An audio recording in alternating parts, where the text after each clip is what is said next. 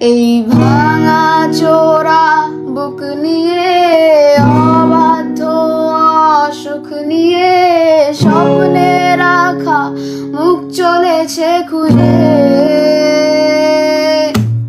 ধোঁয়াশা ধোঁয়াশা ভরা রাস্তাতে নেমেছে রাজ পাখি খালি হাতে কানামাছি খেলে যায় কার সাথে মুখ বুঝে দুই পৃথিবী কিসের চাহিদায় ঘর ছাড়া